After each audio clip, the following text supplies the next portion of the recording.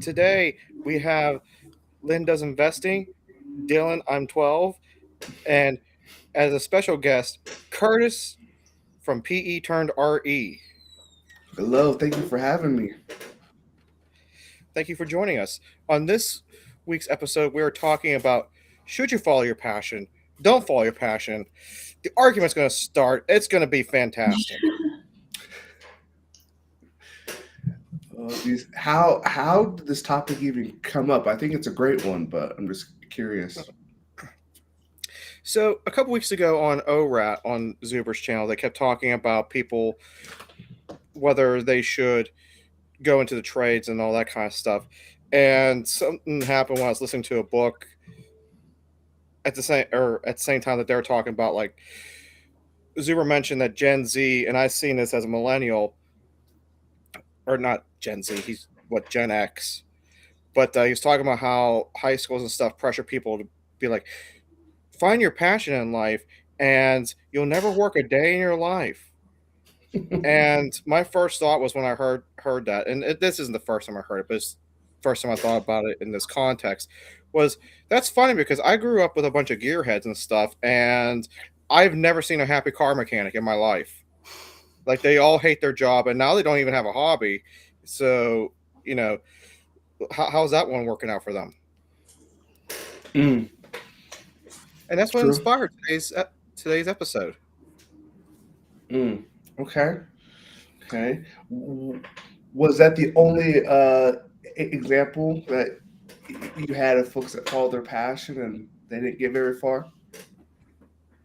No, I think it just really depends on the type of person individually. So and the type of field.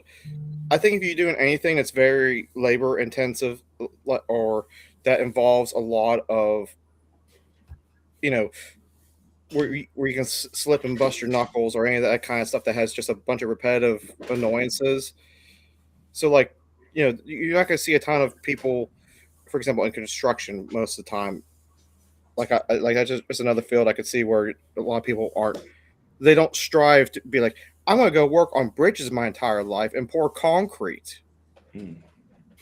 especially when it's 30 degrees outside. That sounds like a fantastic career choice.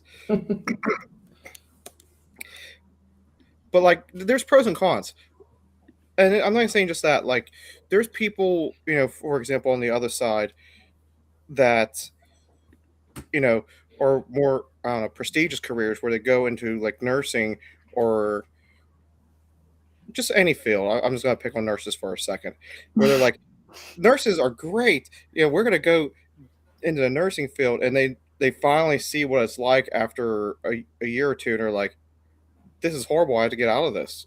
Like like it's great to help people, but at the same time, there's so much gloom and doom, and you get into the wrong like you get into the wrong department in a hospital, and to top everything off, you're now surrounded by death, and then it can sabotage you into the mindset of everything is death around you, and it can horribly impact you. And the nursing field is one of the highest fields. I just remembered this little fun fact. Nursing fields is outside of being in the armed forces is one of the highest fields that you can suffer from PTSD from some of the stuff that you can see. Mm. Yeah, my take on this is kind of funny because I'm a immigrant. I'm a first generation Latina, of course, and I don't know if you guys know much about immigrants, but we're not raised on do what makes you happy. We're raised of like survive first, dream later kind of thing. Yeah, like we know exactly that y your passion doesn't pay your rent. Like that's what we know. And if you see anything about immigrants, like the fields that we're pushed into are like doctors, lawyers, nurses, accountants, anything that's really secure and stable. We're not followed to be artists or anything of the like whatsoever. So to me, like follow your passion. That advice is very like Disney like Mm-hmm. of like that's what you dream about, but it's only for movies, only for like very highly special people. So my perspective comes from that area as well. Mm. Yeah. Yeah, no, I can agree with that. There's, what is it, 24 times 7, so what, about 160 something hours in a week.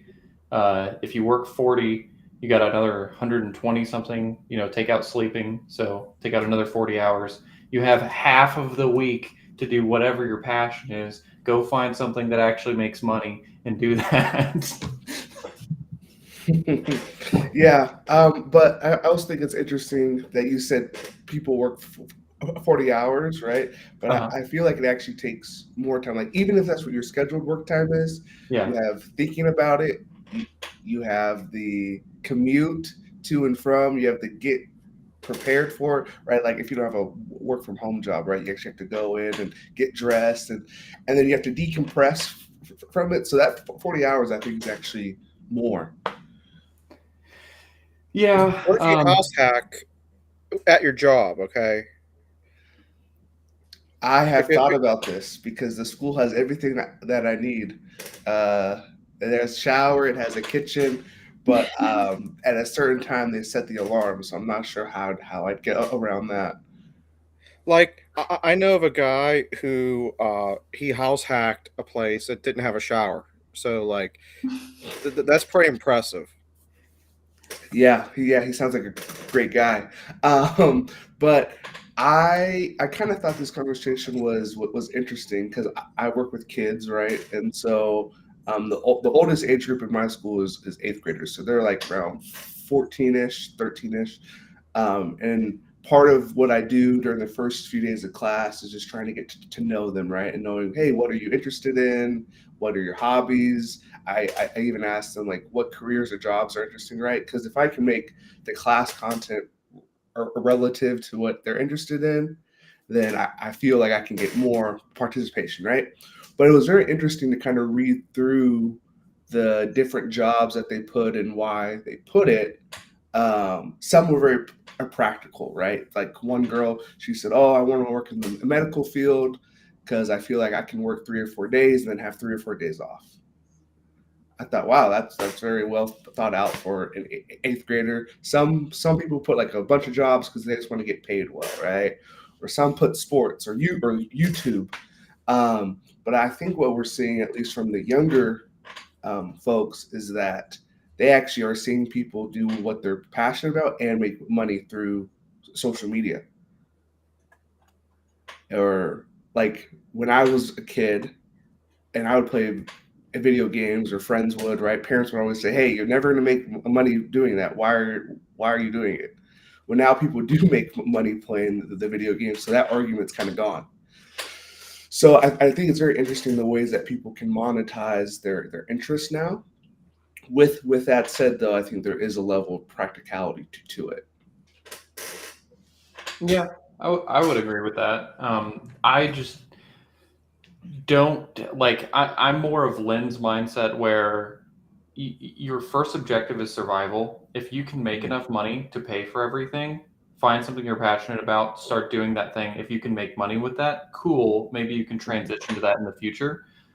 Like the streamers, like I bet a lot of those guys find ways to do a job that works around the schedule so they can stream, so they can try to do that to get to a point where they can do it full time. Like I've seen guys that'll work, maybe they work the day shift and then they stream all night, or they're on seconds. So they stream all night, work the second shift, and then sleep during the day. There's ways to move things around. I'm not saying focus your full time around working, but find things that you can get paid for, and the more niche the skill, the more money that you can make from it, the less time you really have to dedicate to it. Does that make Yeah. sense? Yeah, and I think your passion can also change too, because typically people are passionate about something they're somewhat good at, right? I know very few people are like, "Oh, I just love this," but they're terrible. Like, Yeah. I'm sure that does exist, right? But I don't think that's the norm. But I think the more things that you try, the more skill sets that you can gain. You might even find it a different passion. And if I had to go back and tell my younger self that, I'd be like, okay, just try more things to figure out what else are you good at besides that one thing. Yeah, I think a kind of passion is a kind of tricky word too, because who really knows what your passion is at age 15, at age 18, at age 20? Really, like you're still trying to connect with yourself, but like, and we think about like needs and what a human person needs. Like, we need food, we need shelter, we need relationships, we need like some sense of security and safety, right? And then when we have like those needs like tapped into, then we think about like self-actualization, like what do we actually want in life? Who do we want to become? And that changes too. Like, not, it's very rare that you find somebody that's like, oh, my passion is really, really uh, playing the drums. And but that would that last for your whole life? Like that amount of passion that you have for this piece of like, I don't know, playing the guitar or playing the drums, that may change, right? So it's very hard to be like, oh, just follow your passion and you think that you will never work a day on your life. That is very broad and overgeneralized and not really doesn't have any type of objectives whatsoever. I think the thing is too, like you can go ahead and have your passions and you can do your passions for a living, but like it shouldn't be your primary, at least in the beginning. Like you can, like I'm going to use Lena as an example. She started off as a nurse, correct? And correct me if I'm wrong. You started off as a nurse. You had your primary objectives. You got all that stuff, but now you're switching more. And now you're then you start investing, and you're building up a real estate empire called the Death Star, and you're slowly switching gears to where you're starting this business as more of a passion because you have your primary objectives already taken care of. Hmm. Mm. Yeah, I definitely. I started medicine. Medicine is something I was always interested in, and it was doctor, nurse, then ended up being a nurse, and then I truly enjoyed nursing for a long time. And then COVID happened, and then that all changed, right? Like that, and I was like, okay, I can't be a nurse forever. Let me find something else. And through that, but through the security that like a 9 to 5 gave me, like a nursing job gave me, I was like, okay, what else can I do with my life, even if I don't have this career? Like that happens to people. People get, sick physically or mentally, and then they have to pivot. And that's also the reality, something that may happen to you. But if you subject yourself into a financial position, then you don't depend on one job as well. But you're allowed to do your passion. I feel like I'm more passionate about real estate than my current job too, but that's okay. I don't see that I have to pick. Like I don't have to pick my passion over. It just so happens my passion also produces money, but uh, I don't have to pick one or over the other at this point. I think this question, I think this statement is interesting. When your passion becomes your source of income, it never really feels like work. Do y'all relate to that? Yeah, I mean, it depends. I could agree. Maybe I just don't do things that I'm like incredibly passionate about, I guess. But like for example, when I started school, I went in as exploratory because I was purely interested in math, in like the application of math to investing, finance, all that stuff. Like from high school, I just knew that that's what I wanted to do. Ended up talking to a computer science professor, which talked me into switching my major from exploratory like slash math to you can still get a math minor if you just take computer science courses, and a lot of it's math centric anyways. So it just happened to be that I've found, at least for me, when I stray super far away from programming or things investment related, I don't have a fun time doing it. And now I can do a lot of these things. Like I've done copywriting in the past. I can do that. I do construction. I can do that. No problem. And I can do construction on the weekends. But when I'm doing computer programming or focusing on investing during the week, I can spend a lot of time doing that and really not feel like I'm working a ton. Now it's mentally exhausting, but at least it's not, something where I'm, messing up my knees and all that stuff because I feel that on the weekends. I think this is an interesting one because a lot of people, for example, in the teaching world, are passionate about helping and being part of the community, helping kids. But ask any of your teacher friends if it feels like work. Right? They're all going to say yes. Right? We're seeing a mass exodus of teachers nationwide. There's a shortage. Right? So I think there's a blend of things. Right?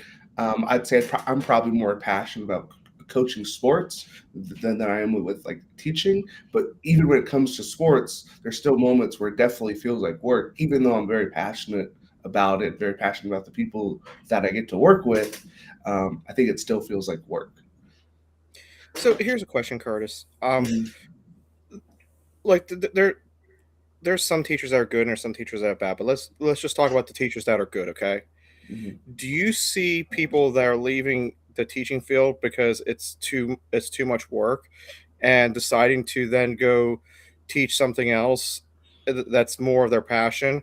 So I don't know. Like the only thing I can think of off the top of my head is, and there's no money in this obviously, but like they're already set, they're getting that they're taken care of. They're like, you know what, I don't need the headache.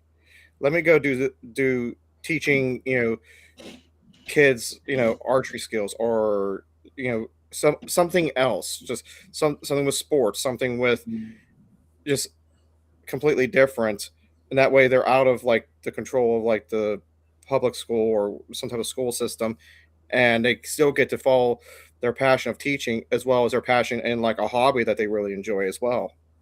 Yeah, I'll start with I'm seeing some good teachers go to, they still want to be in the education realm, but they're moving to more instructional design. It could be for like companies that make online courses, folks that are homeschooled, because we are seeing a rise in homeschool kids.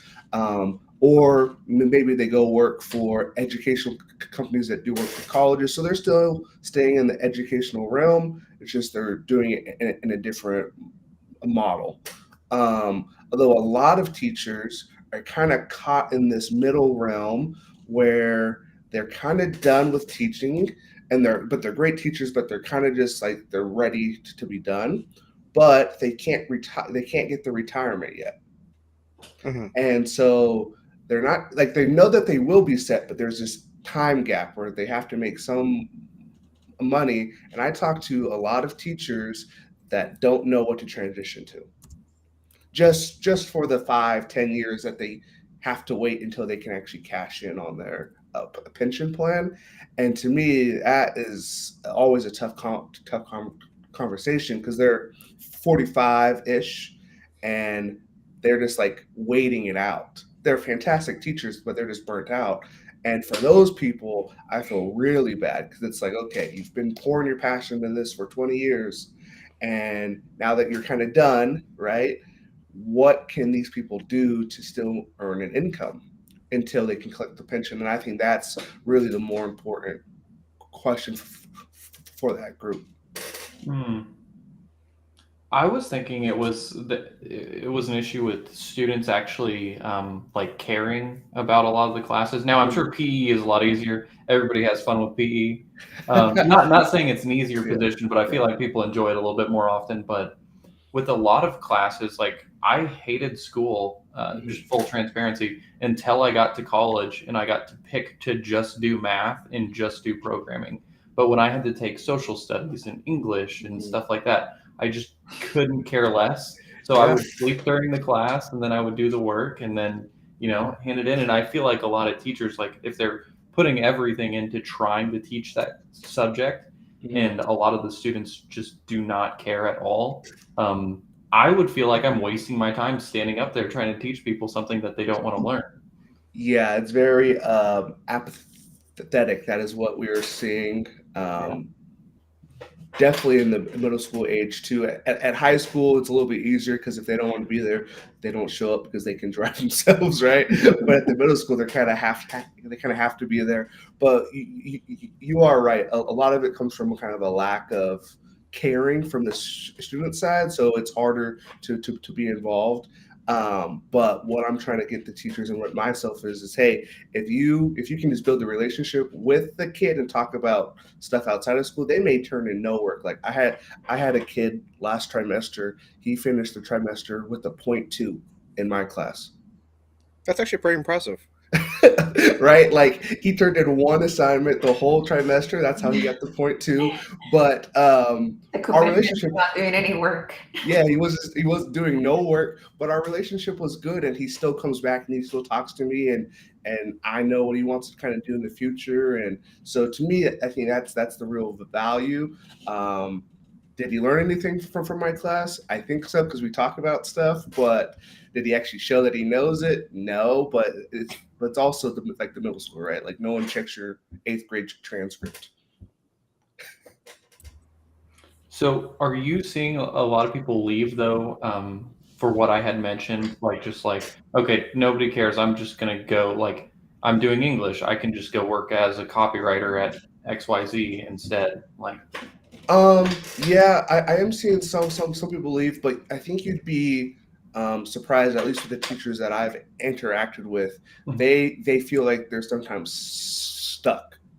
Really? Why is Yeah, that? they feel like they're stuck where they're at because here in Washington, our pay is actually pretty good, um, and we get a lot of time off.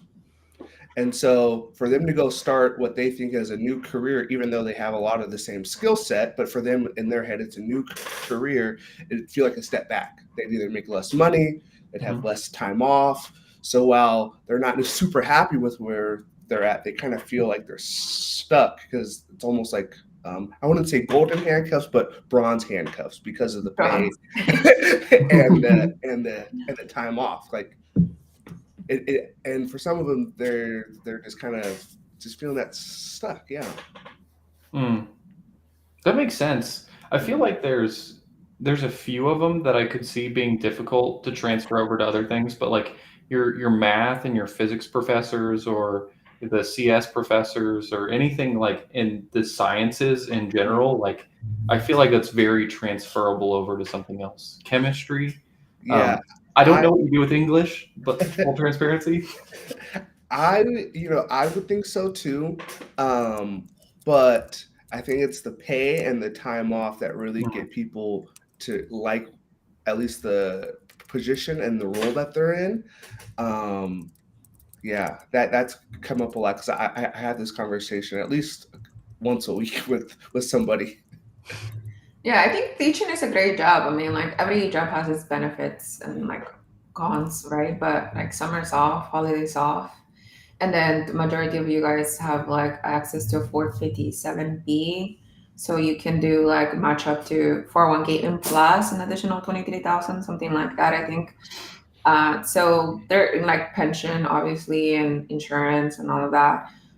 So there's great benefits, and I think that's what the point it is. Is like you could do teaching and something else if that's what your passion is, and that's what you're doing, right? Curtis, you're like house hacking, and you're positioning yourself. When you're 30, you probably don't have to teach if you don't want to. Yeah, I always tell people the end goal for me is just investor role and coaching role, where I'm still involved in the community, I'm still interfacing with the youth, but I just don't have to teach, right? And what's so interesting is at the school I could have the same kid in my class and then the same kid out at practice and completely different interactions because one they have to be there, one they choose to be. Mm, Interesting. Well, you could be like, well, if you don't turn in this assignment, somebody's going to be doing laps. Yeah. Once they figure out that I'm the coach for multiple sports, they start to kind of turn it around or at least act like they're doing what they're supposed to be doing, But yeah, that's always a fun conversation. Like, hey, man, is it tryouts like next week? And they're like, oh, yeah. And then they start doing their work. No, that's awesome. But from just the conversation around people doing what they're passionate about, I feel like what I see that worries me a little bit when people do fall into that is they'll pick things that, yes, they may be passionate about it, but it's not things that are like when I think of find something you're passionate about, find a skill that other people like that is in demand that you can be passionate about. Not just find anything you think is interesting to you. Like you may like Greek mythology and Roman history and stuff like that, but the only applicable thing you can do that with is either one, you can teach history, or you can go get your PhD in it and you can be a professor of Roman history or something like that. I had a Roman history professor. He complained about it all the time. He was like, "Yeah, I was dumb enough to get the 4 year, so I got the 12, and then now I teach it." Nice. And you know what's so interesting is that teachers, at least in our area, actually typically make more than college professors. Wow, Really? Yeah, and it's not even close. that's insane. Really? Because I actually looked into it when I got my master's. I said, "Oh well, now I can teach either a level 4 year course, or I can be a professor at community college. Both where students would be opting in to take my class, probably a better experience. Well, I'd be taking a huge pay cut if that was in the case. So Wow. I got a question, and I meant to ask you this before, Curtis. A little bit off topic, but on topic. So when I was going to school, and I don't even know if it's this way now, I would assume so.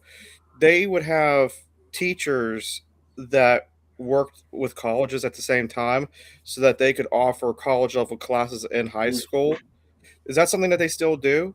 Yeah, so what's really cool, at least in our area, I can't speak for every state here, but at least in our area, we still do have the dual enrollment in the high school, and then we also allow students to go to the community college free of charge. All they have to pay for is their books. And I actually took advantage of that program when I was in high school. We called it a running start. But basically, instead of going to high school, you'd go to community college your junior and senior year, and you'd graduate with a degree We have and your high school diploma.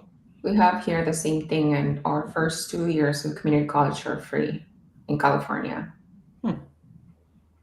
Wow. Yeah. So I think more students should take advantage of that. And the nice thing is that it's not just like your AA in math or, an associate's in a general thing. They're also allowed to go to like the trade schools that are in our area too, which I think more students should be taking advantage of. Had I known what tradesmen can actually make, maybe I would have gone down that path. But I feel like, at least back then, it wasn't really talked about. Like, I didn't realize how much a plumber or electrician or any of those trades could actually make. Yeah, when I was going to school, which we're the same age, so I mean, same thing. I felt like people always would talk down about doing plumbing, being an electrician, carpenter, whatever.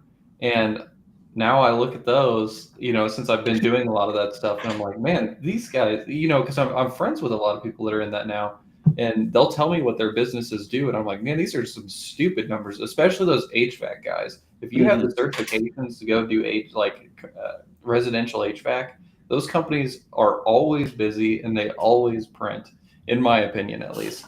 But I think we should have more people doing that or finding ways to find the students in high school or earlier that aren't built for being in school. And if they don't want to be there, get them moved over to something else that would be more interesting to them, like teaching them plumbing, welding, whatever, something that they would enjoy doing. Because I just don't think everybody is built for that. Yeah, that's one thing I kind of wish I would have done is learn electric or become a electrician, because it would have went hand in hand greatly with what I do now, and would have just made it so much easier. Where the degree I ended up going for, yeah, it's engineering, and I used to run wires and wire MRI and CT machines in hospitals and stuff because of my degree. That's great and all, but I'm not allowed to actually touch residential stuff. Mm. So it's yeah, I understand it, but like I can't legally touch it. So Yeah. it's kind of like I could have went much further with the being in the trades with the electrical. My boyfriend's an electrical engineer, and I always tell him he should get his electrician license, so he can be more of use to me.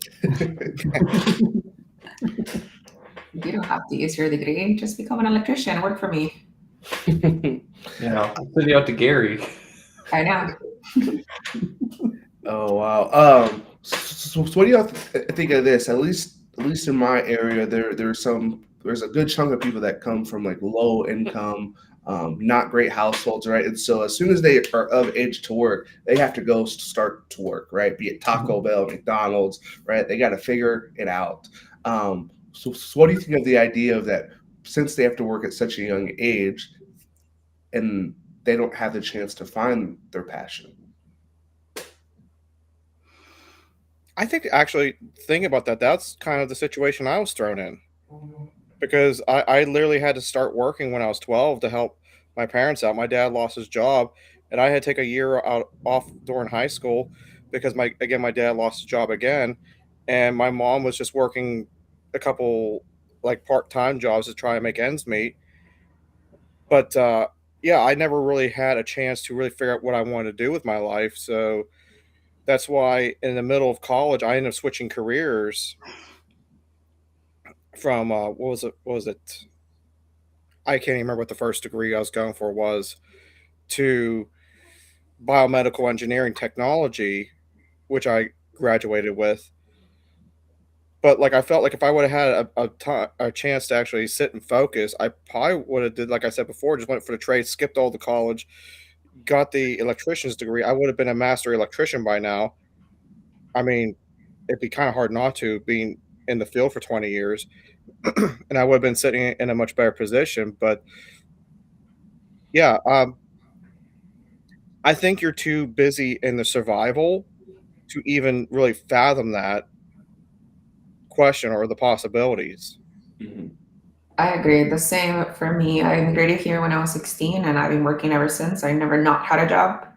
And so when I was going to college, it was about paying the bills, paying my car, paying my rent, paying my gas, and you don't look up to dream, right? You just kind of like go through the motions, and they get until you get to a safe, stable position, and you work whatever Ross, like food service, you whatever retail store that you can get, until you meet that goal, and then you basically when you get like a reliable, stable job, you're like, okay, well, now I made it. Like, that's what I was supposed to be doing. And then you think about like what I actually like, what do I actually enjoy doing. Yeah, it's definitely a longer process if you don't have everything kind of. I mean, I would say there's a lot of people that are in that middle ground where they do have the parents and such that they can just stay at home and go to college. Now, if you don't have that, I know plenty of people that grew up in those situations where it just took them longer to get there because they did have to focus on survival first, but they ultimately found what they wanted to do. Yes, they may have been going to college in their late 20s, early 30s, but they ended up figuring out what they wanted to do at the end of the day. Um, I guess that's some of the people I know, though. I'm sure there's plenty of people that they just started working at a factory and they've been at that factory since they started, since they were in school or whenever they had to start working. Just never able to change from that. But yeah, I mean, I think that's why it's helpful, though, that we do put a lot of stuff out there. And then a lot of the other YouTubers that, I mean, not just us, but like, the big people that like Graham Stephan and so on that put out finance content. I would say a lot of his older stuff. I listen to some of the new stuff, but I think the older stuff is a lot more helpful. When he was in his early 20s, 26, I guess it's not early 20s, 26 or so. I just think of that because that's where I'm at now. I think that stuff is helpful because I definitely agree with that. And Graham has also kind of switched more from. I forget what video it was. It was a video a while back, but he said that he was kind of getting burned out on doing those videos because he felt like he just was becoming a broken record in a lot of sense. That's why I said the older And content. with the older content, yeah. Yeah. And that's why he kind of started chasing his passion and stuff, and just doing interviews with different people. So he's earned the right. Like, he's done the base work to build up a foundation where he can go pursue more of his passion. Yeah. Jay says no degree required to become a real estate investor. Just money. That's all Yeah. you need. And education. Well, I don't know if you watch Pace Morbius stuff. You don't need none of that. Oh, geez. You don't need no money, no education, no job. Get it today. Get it today. Just call some people. You know. Just pay $9.99.99, and I'll teach you how. Exactly. I think I just recently watched a video. Somebody did an expose on Section 8 Kareem. I think this is a big guru, Section 8 promoting, and Tom Cruise. They both just capitalize on like renting, basically buying property ready, rent ready, and then do everything to Section 8, like whatsoever, and then call them out and say like on a video saying like, we don't know like if you really own properties, you're just selling these courses, right? And I guess they had like a whole interview between each other, and then it turned out that he does own some properties, but the majority are with partners. So he owns properties with like 20 partners, and then he's selling all of these like allegedly. I don't know. Like, it could be. I didn't see any documents, so I don't know. Like, allegedly, he owns all of these things with partners, and then it's the people that like show the Lamborghinis and the helicopters and all the luxury things that they got by investing in real estate and selling courses. But I should send you guys that video. Yeah. I believe it. Yeah. I believe it because every time I've like seen those people that sell courses, I feel like there's very few of them that actually like do what they talk about to the degree that how they talk about it makes it sound like they make most of their money from courses. Now, I get, as somebody who used to be in the education space, like education, consulting, stuff like that, I get how, because it's easier to sell something to 100 people over buying like 20, 30 properties. Like, that's much more complicated. And if the same video goes out to 1,000 people or 10,000 people, it doesn't matter. You just make more money, but you don't have to do more work for that. So I get how it happens. I just think a lot of them stop doing the thing that they're teaching as much and just focus on selling more of the courses because that's what makes them money. When, I don't know, I think you should generally try to focus on the thing, and if you sell some courses or do some education, like that can be part of it, but making it the main thing, like having 3 rentals and then selling a course on rentals, is ridiculous. Oh, come on, Dylan. I was starting my house hacking course. Come on, man. I think it's hard to like be an investor, an active investor, and do all the things you're saying you're doing, like constantly buying and growing your real estate empire and doing the education at the same time. It's like really weird if you're selling a course like every week, let's say, like holding a free workshop or whatever. It's really hard to do that and then do the actual investing, that actively be investing in closing deals. I think that's why Jason, one of Michael Super's friends, he stepped away from mentorship because it was taking so much time away from him. The return on that is like not great compared to what he could do by like developing his land deals and all those things. So he also had like a great like course mentorship kind of program, and he's like, no, I need to like actually work on my business and put time there. Yeah. Yeah, that's one reason I actually chose the brokerage that I did choose, is because my designated broker, one that trains us, he meets with us every Thursday, and he coaches us, but he only really gets paid if we do well. So his success is directly tied to mine. So that's kind of why I chose it too. You see Yasik's comment? Yasik. Oh, I love it. I think I'm going to screenshot that. No, that's good. That's a good hook, though. All right, Dylan, I need you to market it, okay? Yeah, we're gonna figure something out. We're gonna do a course. It's gonna be $1.99. There it is. Basically free for y'all. No, I do think I was listening to something Dion said on I believe it was a live stream he was on with all the guys, and he had mentioned the first property. A lot of people expect it to be life changing. You shouldn't expect that.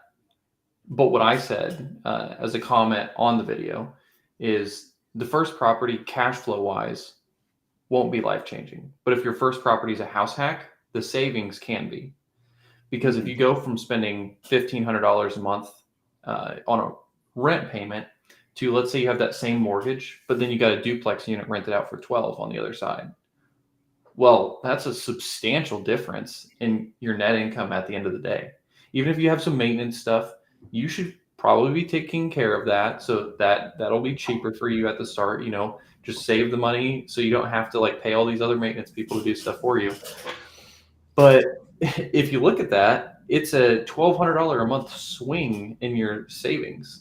For a lot of people, that's a large portion of what they make. Like if you just look at the averages as far as incomes go. So maybe not in the Pacific Northwest or LA, but here, somebody making $50,000, $60,000 a year, if they suddenly have an extra $1,200 a month, that's a big difference. Because what is your $60,000 a year? Well, after taxes, it's probably like what, 48? So now we're talking about having 25% more money at the end of the month. Yeah, that is really something. And even if it's not cash flowing crazy or the numbers are tighter because you're in LA or it's like Seattle area. Part of my homework assignment with the seller that I'm working with at the moment is I had to create a personal financial statement, which I had never done before. And so I had to do some homework to figure out what goes in what box and stuff. But it's just crazy how even though the cash flow may or may not be good on a certain property, you just owning it for a period of time and you're like, oh, wow, okay, there's the value. Oh, I was reading Yasik's comment, but yeah, no, it's crazy to see how much equity you gain in things like, and you and I have not been investing for a very long time period, but I feel like the equity gains have been pretty crazy just in the past 2 years. A lot of that through value add. I'm sure you see the same thing when you look at your personal financial statement. You're like, wow, I guess that's what that's worth. Oh my gosh. Yeah, I had to double check it before I sent it off to Bill, but You're like, that was another zero that I was thinking about. Yeah, there's a comma in there. Yeah, on paper we look great, but then why do we feel so broke? Well, Lynn, I am broke, and I'm going to make sure my family hears that because Christmas is coming up, and they're asking me, and I'm telling them I'm poor, but they don't believe me. Oh, we're doing Secret Santa only. So I started that 2 years ago. I was like, no, this is ridiculous, guys. I have a huge family, so we're not. Yeah, that's smart. Yeah, we do the same thing with $100 limit. Where like everybody gets one thing. We'll all get the parents something, but there's like 10 of us. So I'm like, I'm not buying 10 of you gifts for $100. I'm buying one of you a gift for $100. Everybody buy each other else something, and we just pick everybody's names. Only the children get gifts, which we don't have one. So yeah, I think we include them. So it's like the youngest ones, and then the parents, and then all the kids just get one thing. Yeah, that's what we do. Dylan, did you say 10? Are you like Mormon or something? Or what's going on over there? No, I'd actually have to do the math. I think there's 8 plus the parents. It's multiple different families just together. Gotcha. So it's the Brady Bunch. Basically, yeah. Nice. All half related to everybody, you know what I mean? Doesn't take long. That's nice. No present for holidays or birthdays in my house. We travel instead. Jessica. Oh, that is nice. Do you, Jessica? Do you go for the holiday itself, or is it something in the future? Yeah, because the holiday prices to travel are like up there. He was I recently hear there's a training. great place called Pittsburgh. It's great at the holiday season. You can't go anywhere in the snow. Sure, you can. You just just tie a inner tube to the back of your 4-wheel drive, and it's a tuber's dream. See the bridges in style. Mm. Jack, do you guys like go sledding there? Because I know Pittsburgh's a shockingly hilly place. So do you ever sled? Sometimes. The problem is you can't actually do a whole lot of it in the city of Pittsburgh. Mm. You have to go out to like the suburbs, kind of like where I grew up from, because in the city the hills can be so steep that you can't get stopped before hitting the road. Mm. Wow. Okay. Yeah, that's kind of an important part. Yeah. Okay. Nice. Yeah. Our family decided that we're gonna do a smaller Christmas, but they're still talking about gifts. I don't know why, but we're kind of doing the travel thing too, but not until June. We're going on a cruise. Mm. Nice. I saw that Trade Bear said, "Yeah, I forgot to say that I took the Home Depot Path to Program. Oh, sorry, something else. Path to Pro program and going to talk to a local plumber. Yeah, I actually saw that Home Depot came out with that. My dad was talking about it. He's a HVAC contractor. Well, not a contractor. He works at a really big company that does HVAC around here in Indy. They build a lot of the steel buildings and stuff like that, and he does the HVAC, manages a lot of that. But he was talking about that because he was saying that's all they're doing is like teaching people these trades, and they're like, come buy some more stuff at Home Depot. But it was like it's pretty cool though to see them actually teaching people stuff, because when he was younger, like around my age, it was not like it was still like when I was going to school where people were like, oh yeah, you shouldn't do the trades, like that's a loser job to go do. And like that's what he's done for like 20 something years, and he's like, now everybody says it's cool. I don't get it. So this is just a side thought. I didn't know Home Depot was doing something like that, but so one of the biggest complaints about those types of stores is they have too many people that are working there that haven't worked in the trades and don't know how to do stuff. Well, think about in like 20 years or so, these people that go through this, and Home Depot offered them to learn a skill and stuff, and they're getting towards retirement. They don't really want to work at the trades. They just want a little part-time job just to stay busy and stuff. Guess where they're going to want to go work? So Home Depot is actually building up a clientele to come work in their store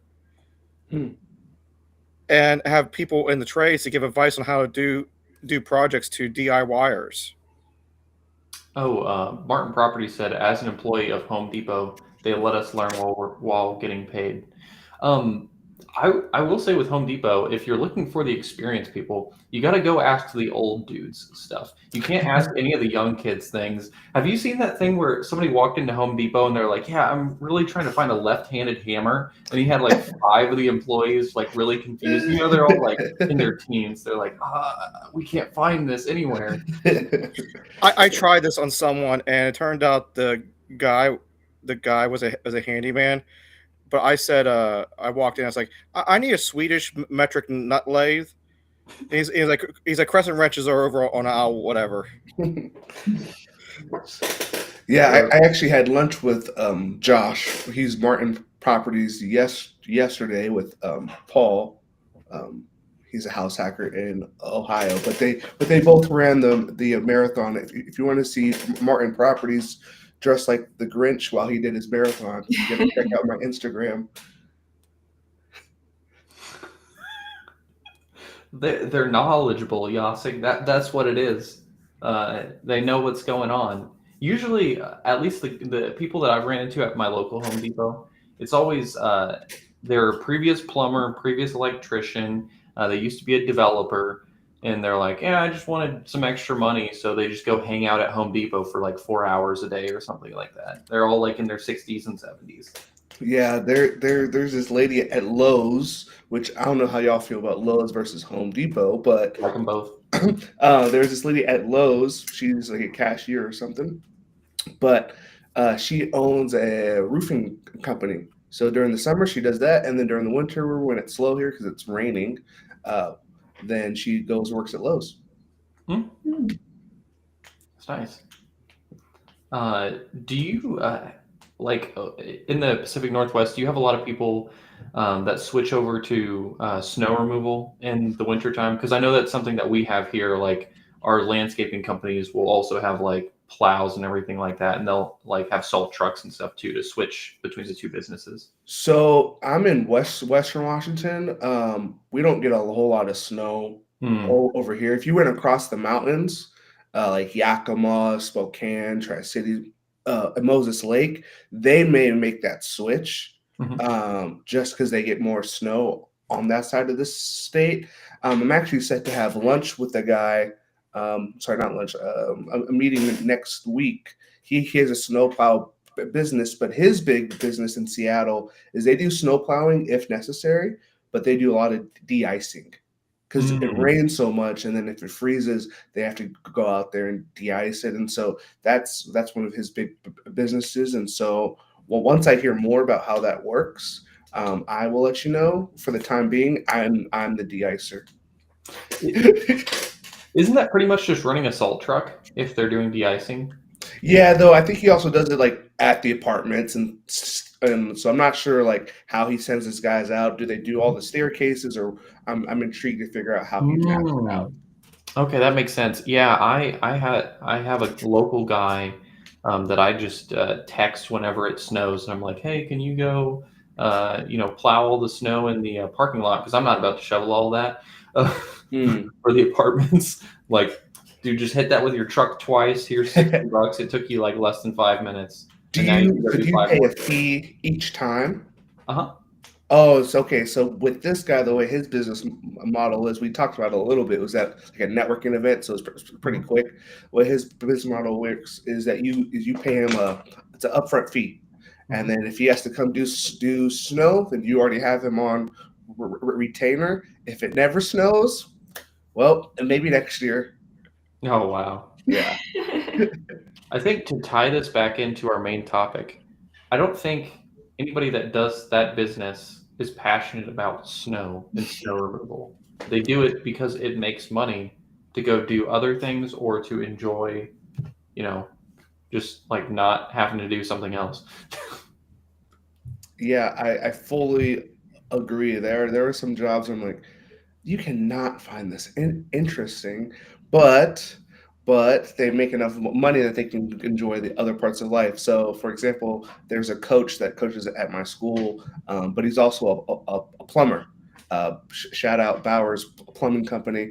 But he rolls up to practice sometimes in his green Lambo, bright green Lambo.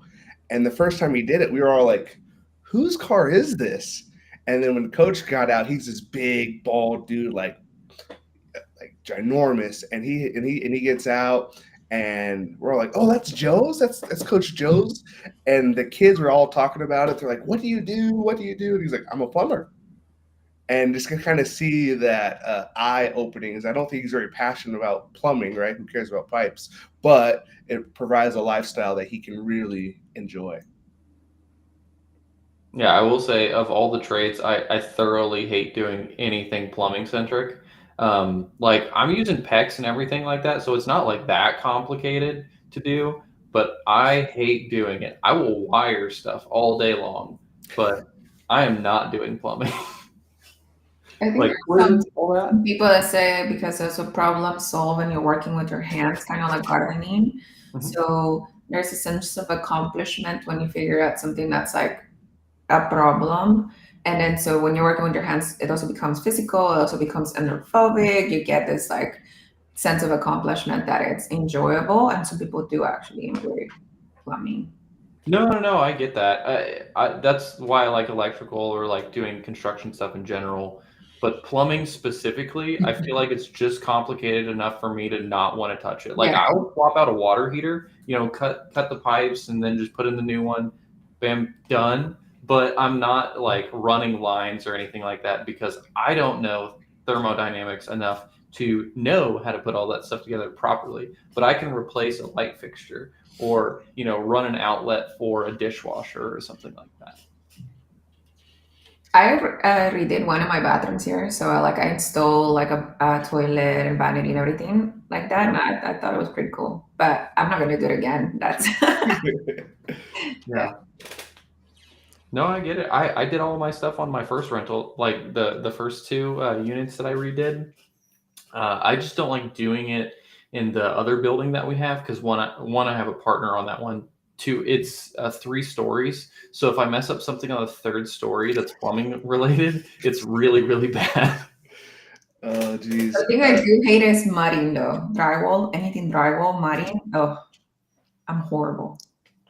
Yeah. See, I used to do auto body work as a side job, and doing the fab work and mudding and sanding all that stuff.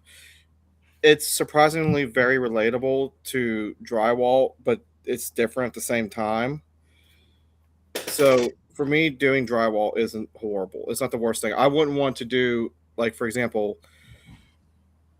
I don't know, like I wouldn't want to do, since I don't do it on a regular basis. I wouldn't want to do like an upstairs attic where you have like all the angles and all that kind of stuff. I would rather leave that for professionals. But like to just do like your standard room that's square or Mhm. semi-square, that's okay. Trade Better got a question for me. He says, "Are there any up and coming areas in Washington outside of Seattle?" Yeah, I mean, you obviously have like the big areas, right? Seattle, Tacoma, like Olympia. But if you're trying to get outside of those, right? Because oftentimes within those bigger areas, there's a lot of laws that you may not want to partake in.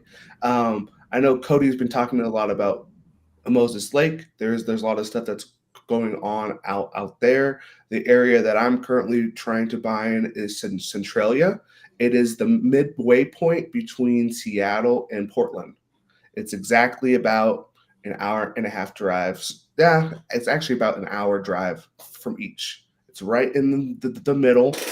Prices are still low, but they're building. They just put in a Winco. They just there's outlet malls. There's antiques. They're building this huge warehouse for Amazon. They're about to build a strip mall.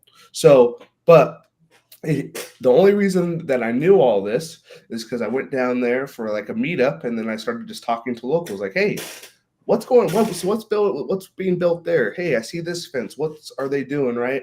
And so you may not see it posted on social media or anything like that, but just talking to the locals, I think Centralia is really about to explode.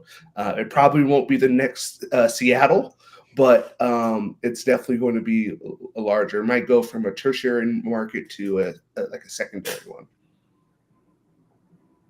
Are you looking to house hack there? Is that what you're? The house hack might be a little far because of the drive. I could intend to make the drive work. Because it's about 40 minutes to my work, and so there's people that commute that far. I asked my lender, and he said as long as it's within an hour, that's reasonable.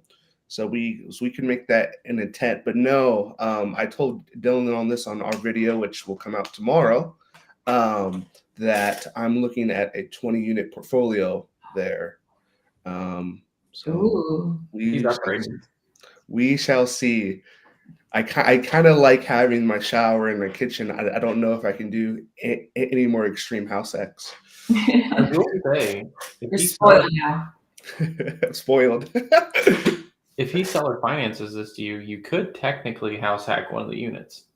I could. I could. I prefer my 20-minute commute compared to a 40. But if that's something that I had to do just to kind of get the ball rolling, I would make it work. I think in California, if you have more than like 12 or 16 units, I forgot the number, you have to have an on-site manager. Luckily, they're not all on the same parcel, Oh, okay. so we could kind of Yeah. go around. What if you poured an RV pad and you lived in an RV? Now, Jack, you got to remember, I'm a little taller. If I can fit in this RV, I'm down. I just haven't seen a cheap one that I can comfortably fit in. What if you find one with a blown up motor, but everything else is good? Because you still have your car. Oh, yeah. Get a Tesla. It will drive you. I like that idea. You could nap on the way to work. Oh, my dream. See that Martin Property said he's going to remove a toilet and install flooring and put it back in. Yeah, I wouldn't say it's ever super difficult. It's just, yeah, it's frustrating sometimes, especially when you're holding the toilet. Like they're pretty heavy, and you're trying to set it down on the bolts. But that's why we train. Just kidding. That's why we lift. Oh, man. See that Yasik said, I like all of the jobs, especially watching the professionals doing it. Yeah, see, that's kind of where I'm at right now. I'm like, hey, I don't know, that painting looks really good from here.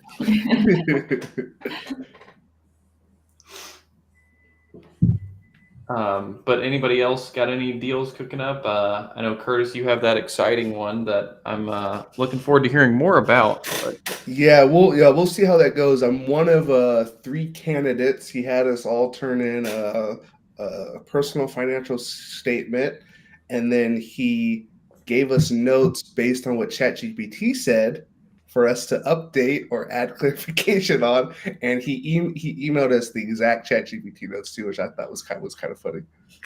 yeah. You know, something that I do see with ChatGPT a lot that I think needs to stop is people will just do like LinkedIn posts. You know, they'll just say like something real estate centric, and then they'll just post it on LinkedIn, and it'll be like a fake story, but it's got M dashes everywhere. It's got emojis everywhere. It's got the short, choppy sentences that ChatGPT is known for. Yeah. So, like, this is just all over my feed. Like, I'll follow real estate investors, and I'm like, you could at least like put in a little bit of effort to write this thing, because like I just have to scroll past that stuff because I'm like, they're literally copying and pasting it. They're not doing any of the work. I wonder if normal people that don't use AI know that that's what that is. I've been tempted to like ChatGPT question mark in the post, but I don't need to waste my time with doing that much. I get it more on text, like a professional level texting. People are texting me back ChatGPT responses. I'm like, Really? why? It probably took you just as much time to like ask ChatGPT to text me back. Yeah. We notice it also just in the, I would say the programming space as well. I was talking to some people about this, and I will never proclaim to be an expert, one, because I think that's super arrogant to just say you're an expert at something, but also I had to learn before AI was an option. And with a lot of the people that I've talked to that learned when they could use AI whenever they had a problem to just have AI solve said problem for them, I've noticed that their problem solving skills haven't really been as good. So they're just like, oh, well, if the AI can't get it, I can't get it because I never learned how to figure it out.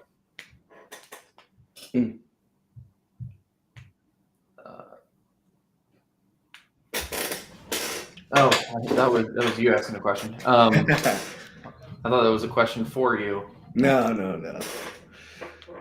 But are you guys noticing in any of your fields where just the average newer person is having a lot of issues because they're so heavily reliant on AI? Are you saying like in investors or in our daily work, or just in like the work that you guys do on a day-to-day basis? So like it could be at your job, could be at your real estate brokerage, either one. I'll start with my job. So kids obviously have found AI, and sometimes it's very funny because they don't have the prefrontal cortex to figure out that it's very noticeable that they used AI. And so some kids are trying to like use entire essays that ChatGPT made or create PowerPoints and copy pasting it. And I'm like, hey, people, that is not how. I'm all for you using your resources. But that's not how you use this one.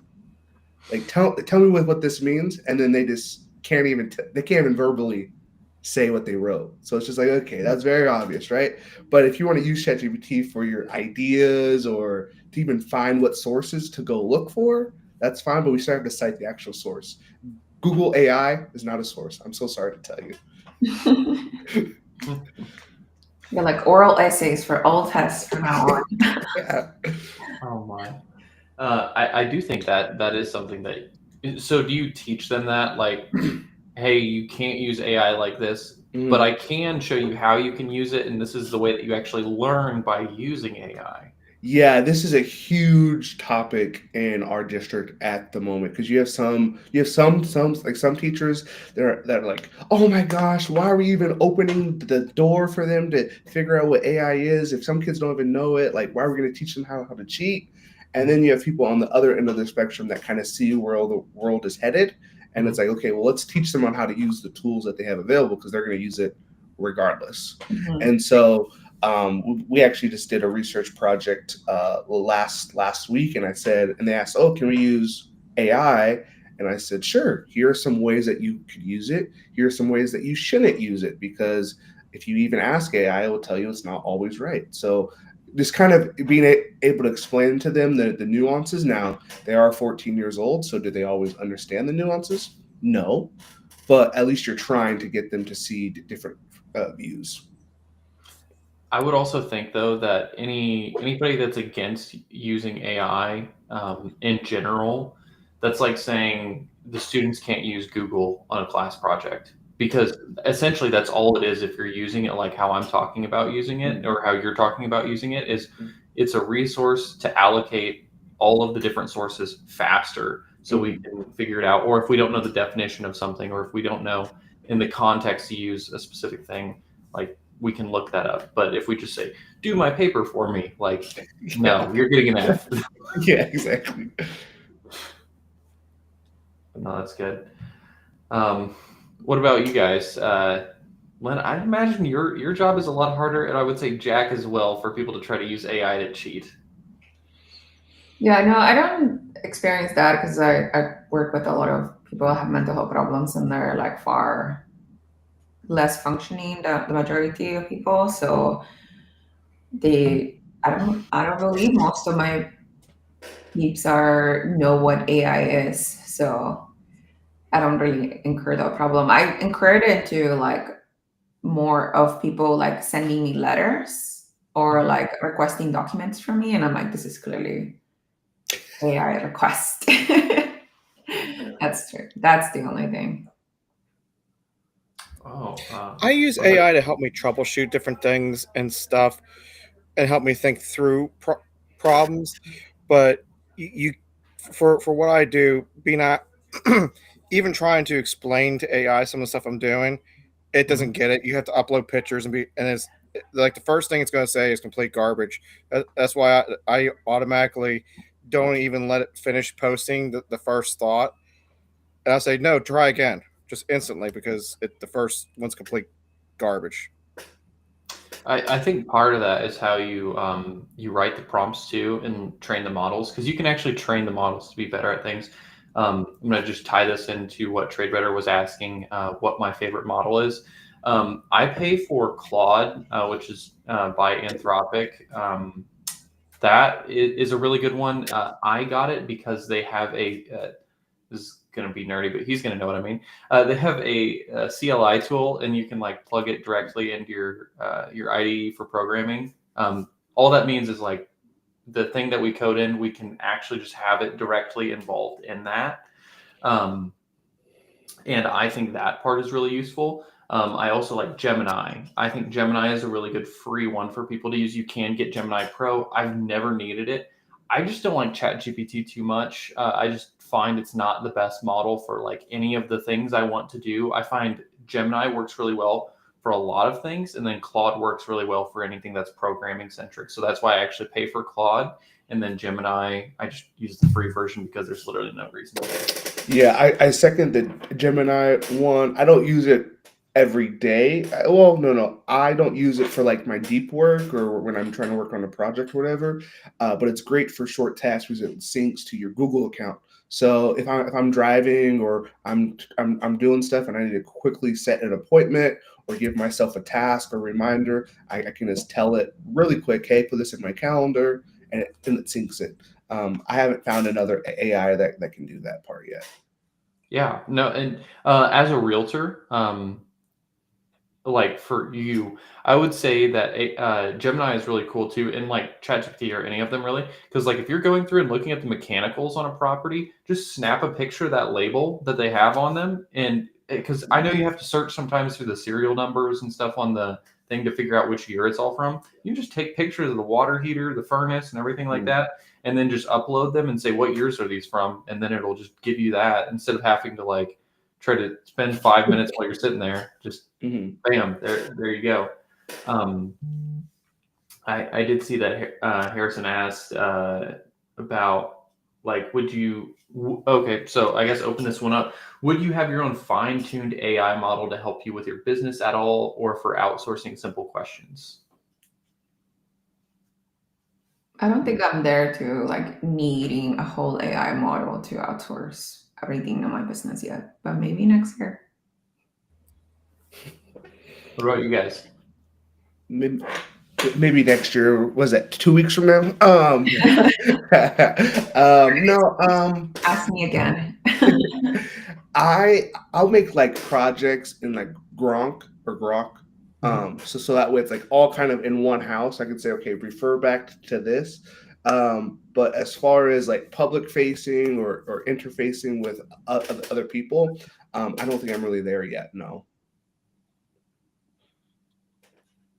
Jack, I'd imagine it's no for anything contracting related. Actually, I'm working on trying to get it implemented because that way it can handle some of the first round questions and do basic troubleshooting and stuff. And a lot of times it could save me from having to go out onto a job site without. So, um, Jacek or Yasek, who was at the Pittsburgh meetup, who was one of the speakers, he was talking about AI. I'm trying to implement something like what he was talking about during the meetup in my business to try and help people do like minor troubleshooting and just getting to the next step so that when they finally do get to me, it's a way more streamlined process. Like, hey, I tried this. I don't understand this, but Mhm. and that way it's way more streamlined, it's way more productive, and it that's kind of what I'm working on because I don't know, it's like it's going to cost a little bit more in the upfront, but I think in the long run it's going to be cheaper than a VA. Mhm. But that's just my opinion. I could be completely wrong with that. A VA is something else I've been tossing around as well. Yeah, no, they can be helpful. You do have to do a lot of education with VAs. One issue that I see a lot of people that hire VAs run into is they don't do enough documentation on the actual process. So, like, they'll just want to hand something to them and say, do this. But that's not generally how a lot of them are trained to work. You need to have like the exact procedures written out for them to do. And it's for, some of those repetitive tasks. Now, I know some of those can be outsourced to AI now, but there's other roles that can't as easily. This is exactly what I'm going to use AI for, is because I have a person that is going to start cold calling for me, Mhm. and we set up the structure that way they only get paid if a deal closes. Because I said, hey man, I don't got a lot of extra cash at the moment, but if this is something that you're interested in, this is how we can set up the pay. So we set up the pay, but he's like, hey, I have never done real estate before, and so I'm gonna make him a script. I'm gonna make him like, okay, this is how if you set an appointment, this is how you're gonna put it in my calendar, right? And then this is how we're going to do our CRM. So I'm kind of having to figure all this out at the moment. The good news is he doesn't want to start until the new year, so I have I have a little bit of time to make these systems. But this is exactly a challenge that I'm going to have. So you're No, concentrating a lot on seller finance for this next deal that you're. Yeah, so for this deal I'm working on right now, the seller's thinking he wants to do like a lease option, which that can work. I'm not sure why. Which is when we have our meeting in the new year. He doesn't want to meet until January, but once we meet, I have to figure out why he wants the lease option. But yes, so I'm looking more for creative type deals. You don't have to pay taxes on a lease option. It's not a sole as transfer of ownership. So True, but if we did cellular finance with interest only, he also wouldn't have to pay taxes.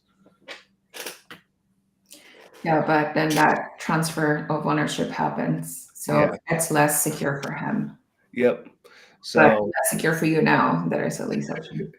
yeah, right. So there's pros and cons, and we're not sure what the price point is or what the terms are exactly yet. But I look forward to sharing those out once we kind of get through the first part of the negotiating. You could always do a land contract. I mean, I don't particularly like those, but It's better than a lease option, though. yeah. I mean, it's seller finance, but it's not a seller carryback. They still keep title. Mm-hmm. You just have equitable title. Yeah. Lynn, you got a question. Would you use AI for your Airbnb ADU? So I do midterm right now. I haven't done an Airbnb. So maybe when I do Airbnb, but so far midterm working out for me. I'll just circle back to the previous question too. I use AI a ton. A lot of it is centered around learning. Like if I'm trying to learn something new that's programming related, I will just repeatedly ask it questions, or just like I'll have it build projects for me to test certain things against that I'm trying to learn. Like I was learning this new way of writing tests, like a framework for writing tests. So I just had to build like a simple calculator application and just like wrote the tests for that to learn. So it's really good. Also, when you use Claude, it should, when you give it access to your GitHub, it should have all of that. So it technically like will create its own model around everything that you've already written. And you could say that's a good or a bad thing, but it does train on what you write. So I mean, you can use it to make your job a lot faster.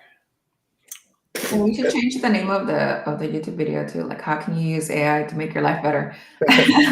Instead, follow your passion. AI. Follow your passion to use AI.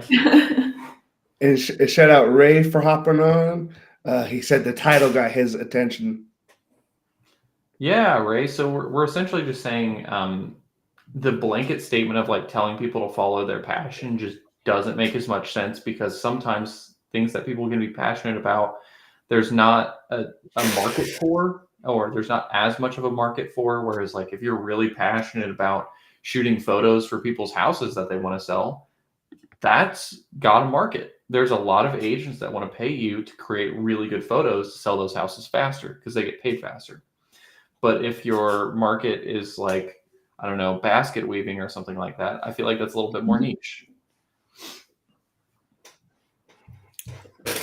No, I think Ray would probably be a great guy to have on in the future to talk about this topic, because he's obviously very good at with what he does, and he's kind of niched down to now where he's doing super cool Airbnbs, flying all around, and so all just from the passion of photography, Yeah, he is a case of doing what you're passionate about pays off really well. Yeah. He was actually telling me like what you can charge for some of these Airbnb photography things when you're like an expert level photographer, and oh my gosh, it is insane. But do y'all have anything else on the topic of following your passion or AI? We might have to like split the title. I think that for us is like very much said that you need to make yourself financially stable before you even try about following your passion. But I think for your guys' kids, like the future generation is going to come from you, do you think you will put just as much emphasis on be financially secure, or would you just like, because I feel like when one becomes a parent, they just like want to set up your children for the best, and that may include they don't have to work for financial security because you guys are going to provide for that, but you're going to encourage them to like be a musician in Broadway because that's what their dream is. No. Even if I would say, I forget who had said it. I want to say it was like Shaq or somebody like talking to their kids. They were like, "No, I'm rich. We're not rich." But I think giving them everything is actually the problem. I think there needs to be some sort of suffering somewhere, whether that's you know what I mean. Like they need to actually work for a lot of the things that they get, because if they don't, then they're going to constantly be a waiter, or they constantly need things from you, or they need you to support them because they were never forced to become self-sufficient. That's what I think. Everybody that, you're on the journey to financial independence, there's going to be a point in time, if you're having kids, where you will likely have a ton of money and they're going to want a lot of things and they're going to expect things of you, and you need to be very careful about how you give them certain things or how they earn certain things, because they can become just not an awesome person to be around if they're always expecting things from their parents and not wanting to work hard for anything. Yeah, this is a great talk, but I'm seeing some bears talk from some heckler in the chat. So I think we got to end it here. We can blame the financial firefighters for that. Oh my. On the same line, there's a lot of real estate investors that I see that are building their real estate empire to pass it down to their children, even though their children may never want to even look at a rental in their lives. How do you guys feel about that? I assume I will just have enough to where one of them will like it, and then one of them gets to deal with that. You know what I'm saying? I get it though.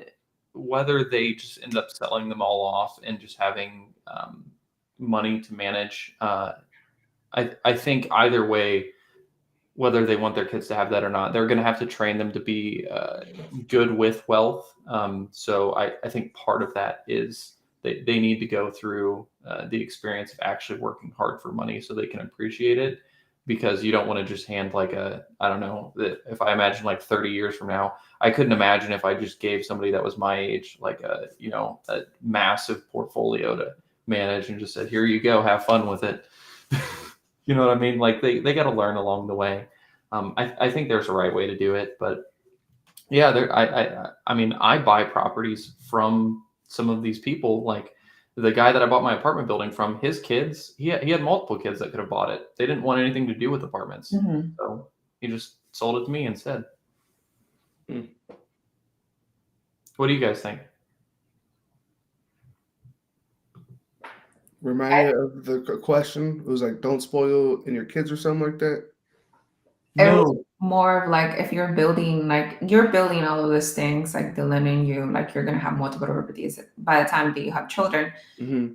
I assume, or there's a lot of people that do expect their children to carry on like the family business, like the rentals, right? Like you are ready to pass on the torch, but then your kids may carry the torch or may like choose never to even look at your rentals.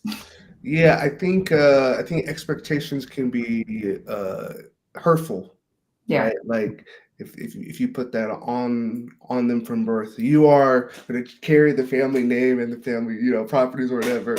I think sometimes that can actually put kids off, right? Mm-hmm. Where if it's more of exploratory, they're there, right? Because you're taking them everywhere. Then kind of let them decide.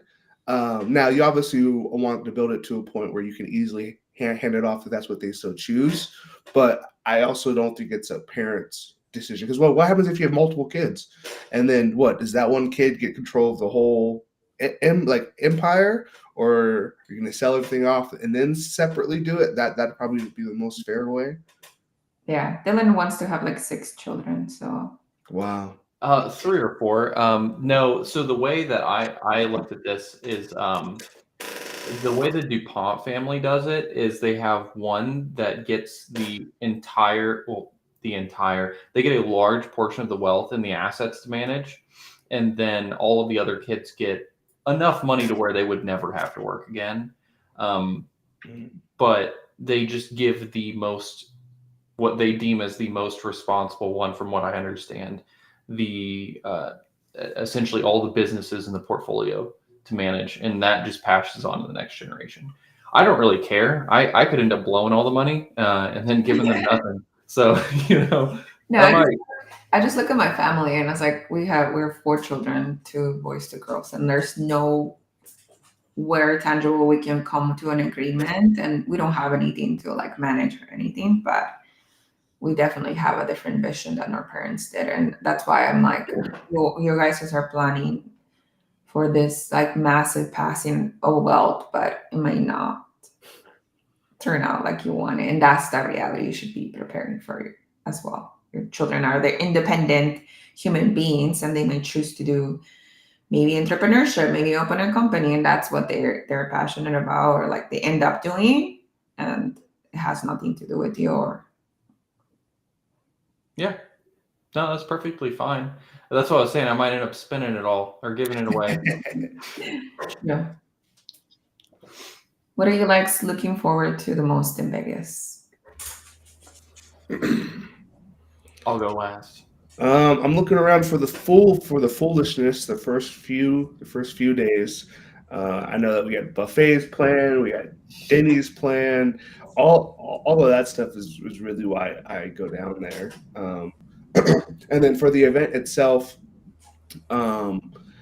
hearing stories that are relatable, and of people that are further along than I. I wasn't quite expecting that the last time, as of how you go to some events and you hear people's stories. You're like, wow, okay, well, I can't relate to that at all, right? Like that's great for you, but there's nothing there. Whereas a lot of the people in our community that go to the event, very relatable, even though they might be a few steps ahead. Yeah, I think that's my favorite part. Talking to the people that are just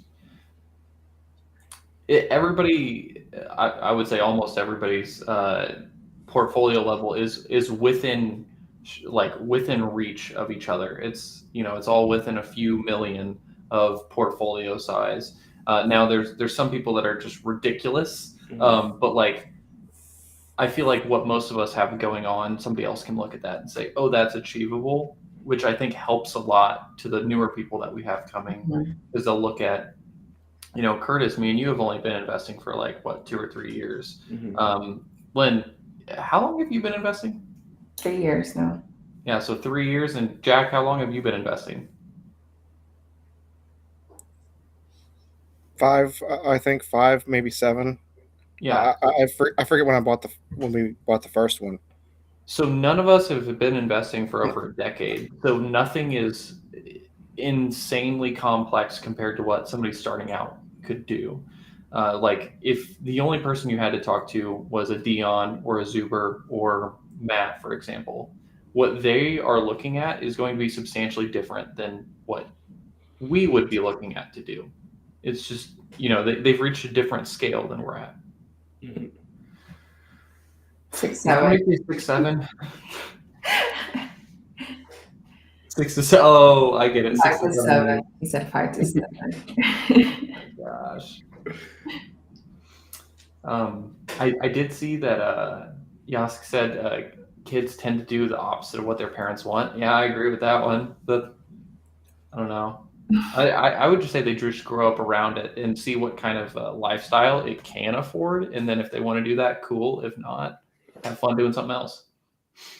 There's plenty of ways to make money. Just like what you do. But don't follow your passion for this. I'm just about to get you. Yeah, be passionate about something that makes money. I've always said I could be a garbage man if it paid really well. I don't care. It does well, actually. It does. Here. Waste management does very well. Yeah, 6 figures, definitely. Oh, wow. I don't think here. That's awesome. Okay, guys, do you think this is a good place to stop? Yeah, thanks for having me infiltrate the Midwest talk here. Nothing about Infiltrate. Midwest about me, except I like potatoes maybe, but that's probably about it. Awesome. Well, thanks for being here, everybody. Yeah, we'll see you next week.